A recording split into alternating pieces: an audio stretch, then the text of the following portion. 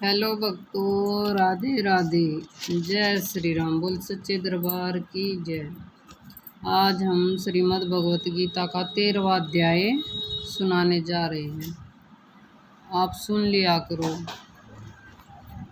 श्रवण देख ललचे नहीं, माटी से नहीं बैर, उसर धरती जाई को सम उपवन की सैर। सुंदर नारी रत नहीं, नहीं मोह और काम, शीत उष्ण सम है जिसे नहीं क्रोध का नाम। जैसे सोए पलंग पर तमी धरती पर सोए, राग द्वेष से रहित जो भक्ति में दृढ़ होए। हे अर्जुन, उस जीव को जानो ब्रह्मा का ज्ञान, अति प्यारा बेजर मुझे अर्जुन निश्चय जान। श्री कृष्ण जी बोले, हे कौन्ते, यह शरीर अक्षत्र कहलाता है। इसके जानने वाले का अक्षत्रयज्ञ कहते हैं। इस संपूर्ण अक्षत्र में अक्षत्रयज्ञ मुझे ही जान। अक्षत्र और अक्षत्रयज्ञ का जो ज्ञान मेरे मत से वही ज्ञान है। यज्ञ अक्षत्र कैसे रूप का है, उसमें कौन कौन विकार होते हैं, उसकी उत्पत्ति किस प्रकार से हुई तथा अक्षत्र का क्या प्रभाव है, इत्यादि बातों का स्पेक्स में कहता हूँ, सुनो। अनेक ऋषियों ने अनेक प्रकार के छंदों में इसको बताया है। वेदों ने भी पृथक पृथक वर्णन किया है तथा हित वाले ब्रह्मसूत्र में पदों में भी ये ज्ञान निश्चय किया गया है। पंच महाभूत अहंकार, बुद्धि, अव्यक्त प्रकृति, 10 इंद्रियां, मन तथा 5 इंद्रियों के विषय एवं इच्छा, द्वेष, सुख दुख, संघात, चेतना, धर तथा इसके समूह। स्पेक्स में अक्षत्रयज्ञ के यही विकार हैं। मान एवं पाखंड से रहित अहिंसा, सहनशीलता, सरलता, गुरु सेवा, पवित्रता, अपने मन का संयम, इंद्रियों को विषयों से विरक्त, अहंकार रहित और जन्म, मृत्यु, बुढ़ापा, रोग, दुख आदि दोषों को देखना, उत्तर स्त्री ग्रह इत्यादि में आकर्षित न करना तथा इनमें अपने को सुख दुखी न मानना एवं इष्ट अनिष्ट की प्राप्ति में हर्ष विषाद रहित रहना, अनंत भाव से मेरी अनन्य भक्ति करना, एकांत में रहना, जन समूह में रहने से विराग, सदा स्मरण रखना कि मैं परम परमात्मा का ही अंश हूँ। ज्ञान प्राप्ति के उद्देश्य से मोक्ष को सबसे श्रेष्ठ मानना है, इससे ही ज्ञान कहते हैं। अब अज्ञेय का स्वरूप वर्णन करते हैं। जिनको ज्ञान जानकर मनुष्य मोक्ष को प्राप्त होता है, वह आदि रहित बड़ों से बड़ा, अकथनीय होने से न सत्य ही कहा जाता है और न ही यह सत्य ही कहा जाता है। सब और उसके हाथ और चरण हैं, सब और नेत्र, सिर और मुख हैं। वही जगत में सबको घेरे हुए स्थित है। वह सब इंद्रियों के गुण का प्रकाश है, पर उसके कोई इंद्रियां नहीं हैं, जिसको किसी से आकर्षित नहीं है, पर जो सबका आधार है, जो स्वयं निर्गुण होने पर भी गुणों को भोगता है, जो भूतों के बाहर भीतर है, जो विचर और अचर है, जो अत्यंत सूक्ष्म होने के कारण जाना नहीं जाता, जो दूर भी है और निकट भी है, जिसके भी भाग नहीं होने पर भी जो भिन्न भिन्न भूतों में समान विभक्त रहता है, समस्त भक्तों का पालन, नाश और उत्पन्न करने वाला वही यज्ञ है। वही अंधकार से परे ज्योतिमान पदार्थों को ज्योति देता है। यह ज्ञान जानने योग्य पदार्थ, ज्ञान द्वारा जानने योग्य सबके हृदय में वास करता है। इसी प्रकार अक्षत्र, ज्ञान और यज्ञ इसके स्पेक्स में कहा। इसे जानकर मेरा भक्त मेरे पद के योग्य होता है। प्राकृतिक तथा पुरुष दोनों ही अनादि हैं। विकारों और गुणों की उत्पत्ति प्राकृतिक से हुई है। कार्य तथा कारण को प्रकृति उत्पन्न करती है। पुरुष तो सुख व दुख का भोगता है। प्रकृति में पुरुष रहता है, प्रकृति के गुणों का उपयोग करता है, तदनुसार उत्तम व अधम योनियों में जन्म लेता है। इसी प्रकार गुणों के साथ जो प्रकृति और पुरुष को जानता है, उसका रहन सहन चाहे जैसा हो, पुनर्जन्म नहीं होता।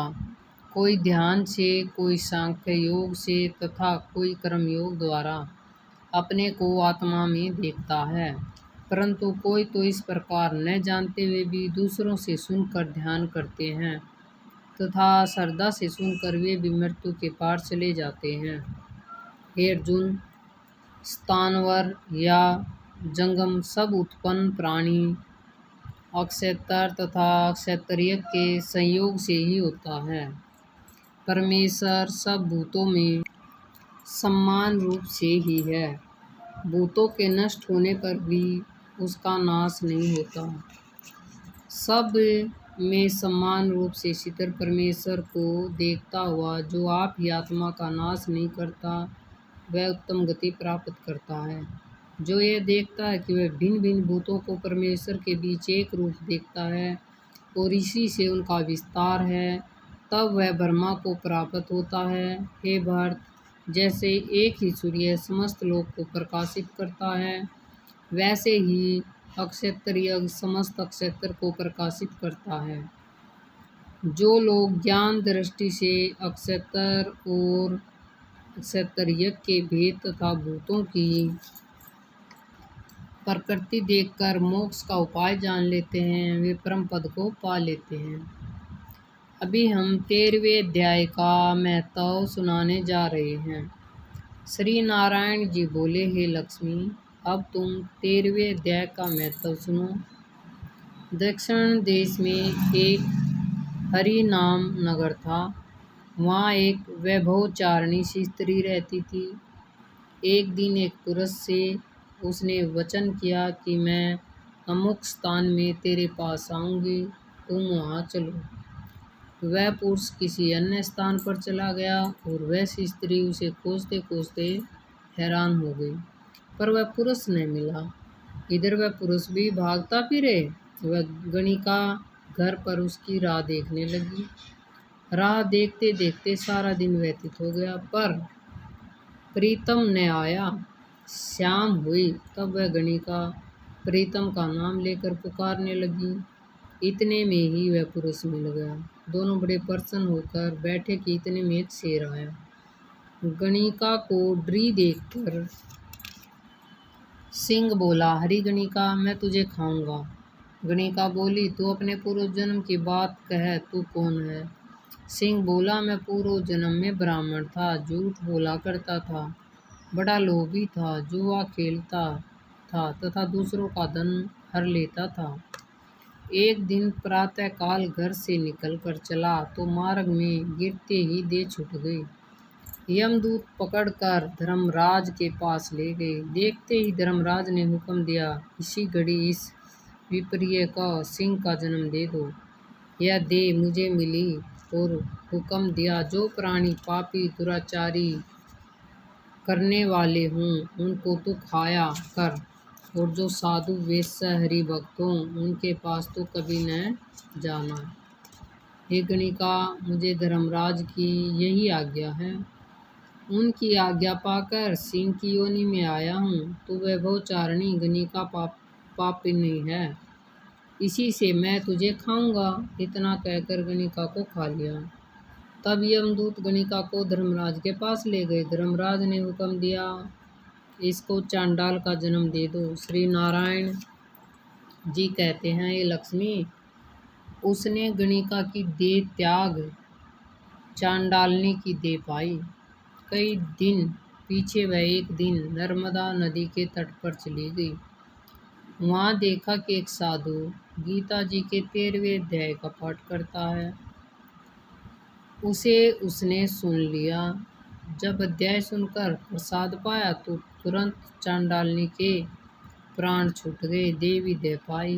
आकाश से विमान आया जिस पर बैठ वे कुंठू को चली। फिर उसने उस साधु से प्रार्थना की, हे संत जी, गीता के एक श्लोक के पाठ का फल उस सिंह के निमित्त दे दो जो उसका भी उद्धार हो जाए।